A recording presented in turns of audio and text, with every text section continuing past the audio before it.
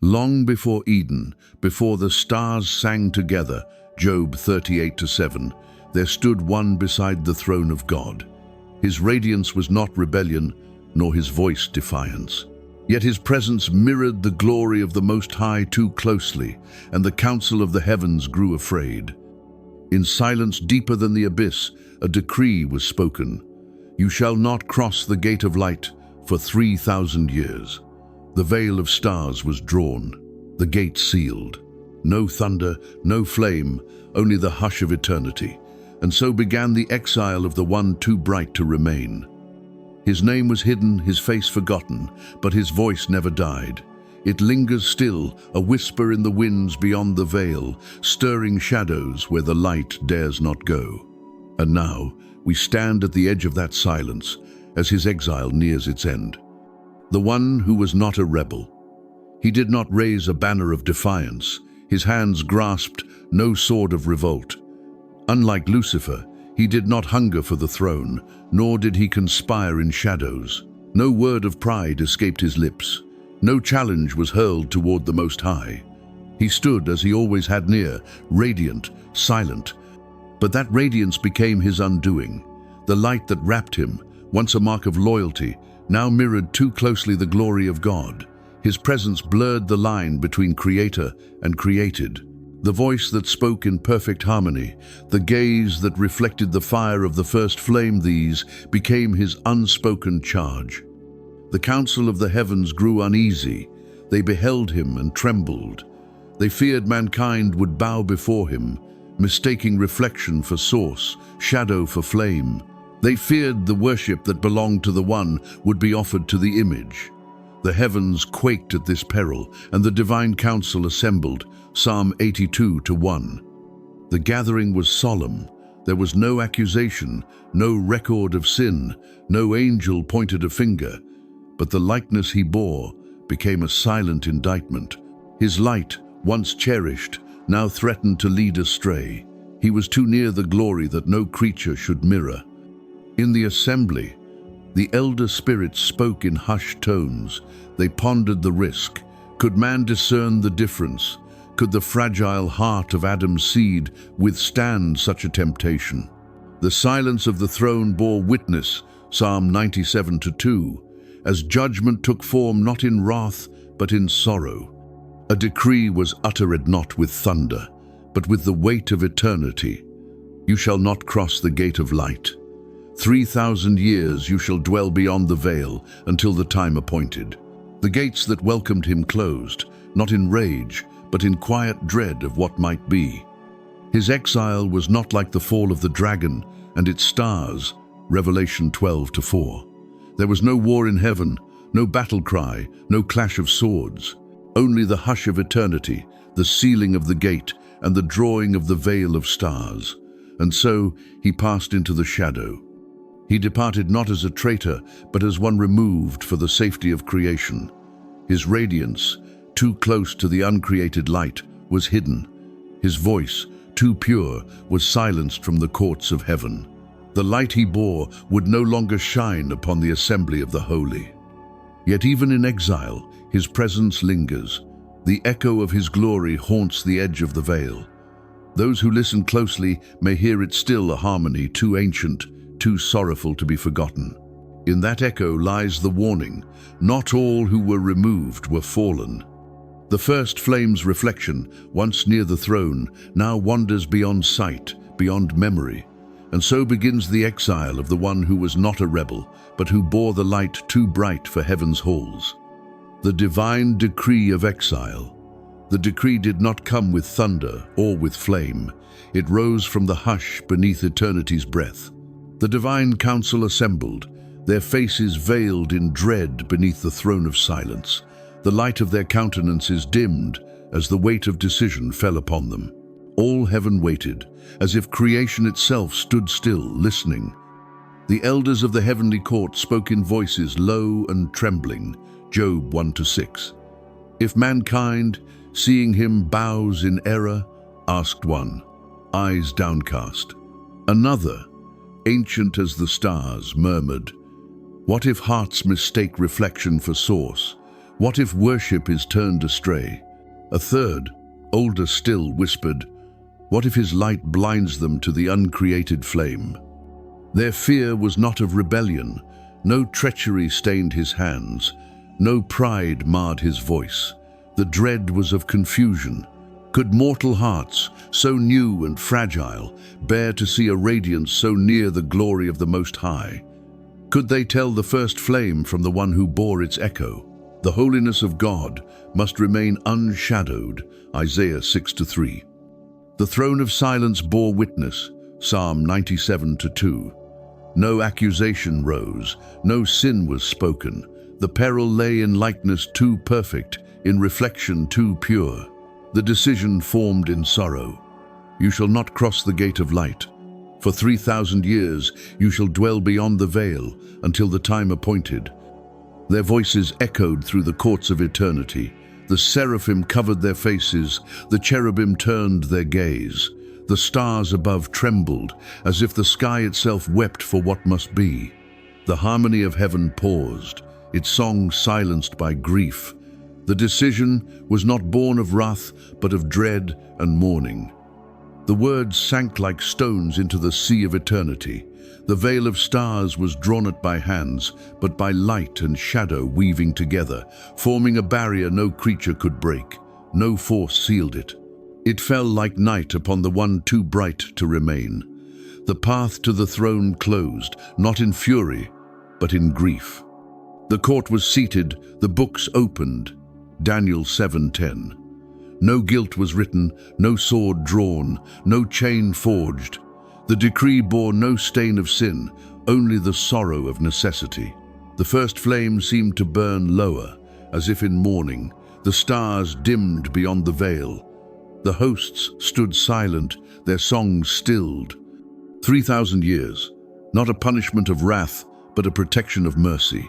An age of waiting, of shadow, of silence deeper than the void. And even as the decree fell, a whisper remained, a promise, a warning, an echo that has never died.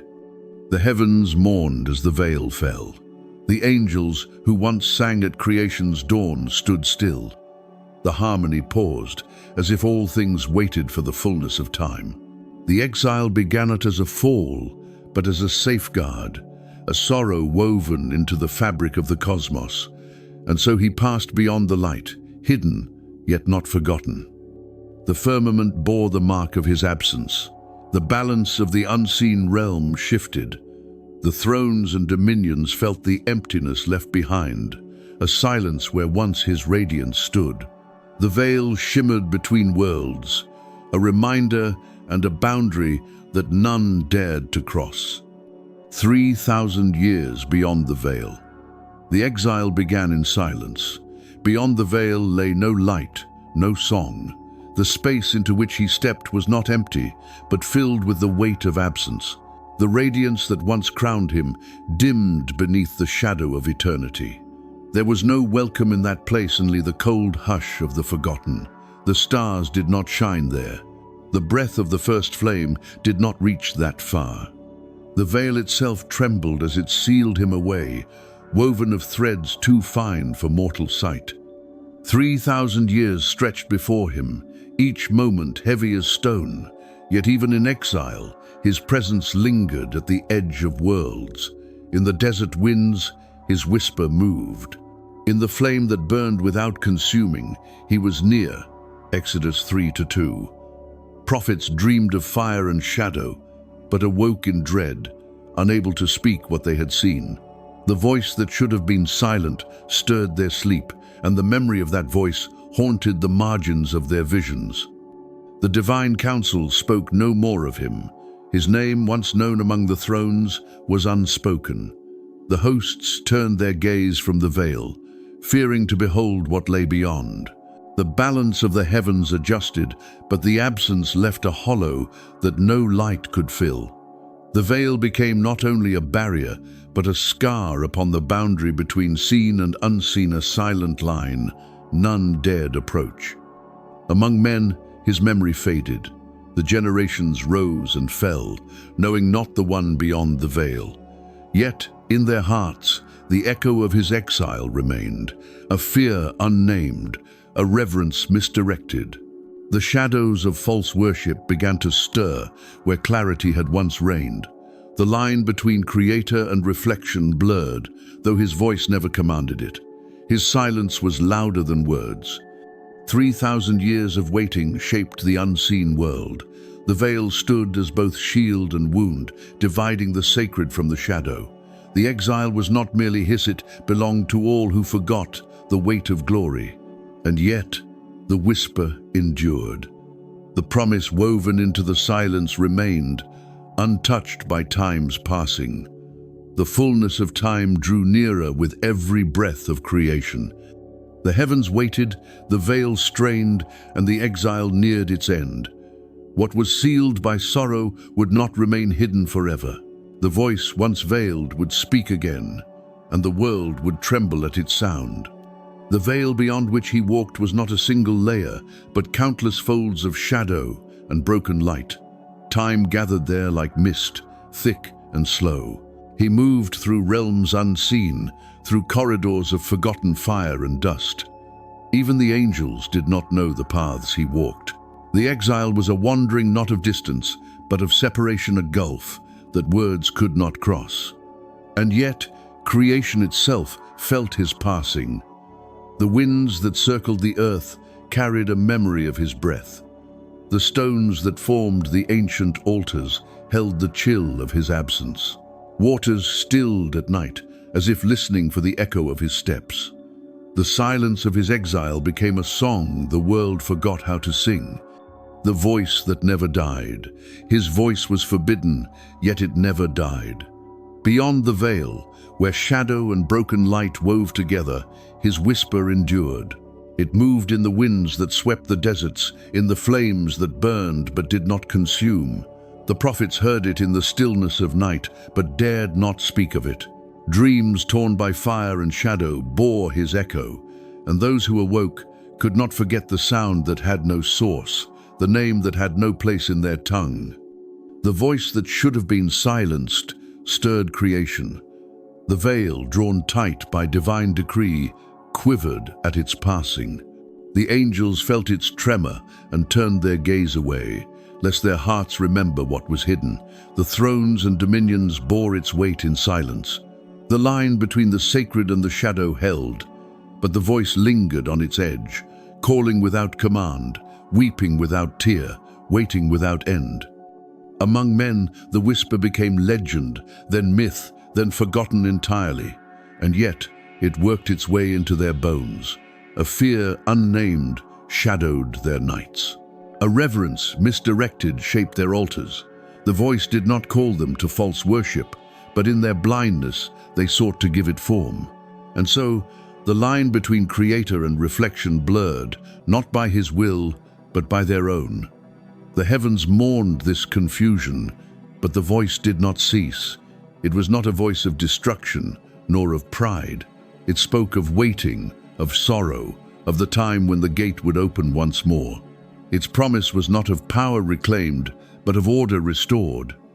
The whisper wove itself into the silence of ages, into the breath of the world, into the turning of the stars. The veil itself strained beneath the sound, though it held firm. It became as a harp string drawn too tight, trembling at the edge of breaking. The song of the voice was no song of rebellion, but a lament, a longing, a memory of light now veiled. And in that lament was the seed of hope, the promise that what was sealed by sorrow would not remain hidden forever. 3,000 years passed, and the whisper grew clearer. The time of fullness approached, and the world, though it did not know why, felt the change. The voice that never died began to rise beyond the veil's edge. What was once a murmur in the dark became a herald of what must come. The heavens, the earth, and all between held their breath. The voice touched the rivers, and their waters seemed to still. It passed through the forests, and even the leaves ceased their rustling, as if listening. The mountains felt it in their roots, and the skies bore its weight like a crown of invisible flame. The silence was no longer empty, it was filled with the waiting of all things. Even the veil, woven of sorrow and decree, trembled with the burden of that voice. Light and shadow, bound together in its fabric, strained against the sound. And in that strain lay the promise that no barrier endures forever, not when the voice beyond it was meant to be heard by all creation. The hidden name that terrified the council. There was a name once spoken near the throne, a name borne by the one too near the first flame. That name echoed through the heavens like a bell of pure light, and the angels trembled to hear it. It was a name of wonder, a name of power, a name that mirrored the glory of the Most High in ways no creature's name ever should. When he walked among the thrones, the hosts sang it in awe. But when the decree of exile was sealed, that name became a terror. The council feared the name more than the exile itself, for in that name was the reflection too perfect, the likeness too pure. If mortal ears should hear it, would they not fall in worship? Would they not kneel before the reflection, mistaking it for the source? The thrones debated in dread, and the dominions shuddered at the thought. The name had to be hidden, sealed beyond the reach of both heaven and earth, lest its sound undo the balance decreed. It was erased from the songs of the stars, blotted from the records of the divine court. The books were closed upon it. The voices of the seraphim silenced it. The veil itself wove threads of forgetfulness around it. The name became a void in memory, a silence in the speech of the holy. And yet, it lingered at the edge of dreams, at the boundary where shadow meets light, a sound without sound, a word without voice. The prophets, in their visions, felt its weight. They awoke with hearts racing, unable to recall what they had heard, but haunted by the echo of it. The heavens, when stirred by its memory, seemed to dim, as if the stars themselves bore the burden of that forgotten syllable. Even the veil strained at its absence, for what is sealed so deeply cannot help but press against its prison. The name's power was not in command, but in resemblance. It bore no decree of rebellion, no cry of pride. Its terror lay in its truther, truth too near the glory of the uncreated. And so it was sealed, not out of hatred, but out of fear, out of sorrow, out of the need to guard the hearts of creation from confusion. But no seal is eternal. The name, though hidden, waits in the silence beyond the veil. It is a seed buried in the soil of time, a flame banked beneath the ash of ages. When the fullness of time comes, the name will rise again, not to challenge, but to reveal, not to claim a throne, but to restore the order long veiled in sorrow. The angels who once sang it now listen in dread for its return. The dominions who once honored it now stand watch upon the boundaries of memory. The veil itself, woven of shadow and decree, trembles at the thought of that name rising once more. And when it does, the heavens and the earth will know that what was hidden was never lost, only waiting. The rivers, in their stillness, carry its memory beneath their currents. The winds that circle the earth bear the trace of its syllables. The stones remember the weight of that name upon the mountain altars. The skies at night seem to hush, as if expecting the name to break forth again. The name, though veiled, shapes the waiting of all creation. And so the name lingers in the breath of the world, woven into the turning of the stars and the beating of hidden wings. It is the word that was, that is not spoken, but that will be heard when the appointed hour breaks the silence of the ages. When the time is full, 3,000 years had passed, and the fullness of time drew near. The veil, once firm as the decree that wove it, began to tremble. The fabric of shadow and light strained under the weight of waiting. All creation felt it. The winds carried the hush of expectancy. The stars seemed to pause in their courses, and the breath of the world slowed as if listening. The voice beyond the veil, once a whisper, now rose like a distant storm, not of wrath, but of fulfillment. The angels who had turned their gaze now lifted their eyes in awe and dread. The dominions stood silent upon the boundaries of memory. The thrones, once resplendent, glimmered faint beneath the gathering tide of glory. No hand moved to halt the hour, No decree rose to delay it. The time appointed had come, and even the veil knew it could not endure. Its threads quivered, light and shadow twisting together as if reluctant to part, yet powerless to resist. The name once hidden began to stir the air, felt but not yet heard. It pressed upon the hearts of men in their dreams, upon the roots of mountains, upon the deep places of the sea. The rivers ran quieter, the forests held their breath, and the skies grew heavy with the weight of what must be. The voice, rising beyond the veil's edge, no longer called in longing but in purpose. It was not the cry of return, but the herald of completion. The veil itself became a veil no longer. What was barrier became passage. What was wound became healing. The threads of decree that had bound the hidden one unraveled, not in defiance, but in obedience to the will that had sealed them. The first flame, long banked in sorrow, stirred anew, casting light upon the gate that had been shut. And so the heavens waited, and the earth beneath them trembled. He came not as a rebel, not as a claimant of thrones, but as the voice made manifest, the reflection returning not to challenge, but to restore. The promise hidden in the silence now spoke in the breath of the world. The angels who had once sung his name now listened in awe as the fullness of time unveiled the purpose, long veiled in shadow. And the name that had been sealed rose like dawn upon creation. The dominions bore witness, the stars bore witness, the very stones of the ancient altars bore witness. The veil, once woven of fear and sorrow, now dissolved like mist before the morning. And where once was exile, now stood fulfillment. The heavens, the earth, and all that lay between felt the shift, the turning of an age, the end of waiting, the restoration of what had been set aside. And in that hour, as the gate opened, no sword was drawn, no voice condemned, for what returned was not a rival, but a servant of the will that had decreed the exile.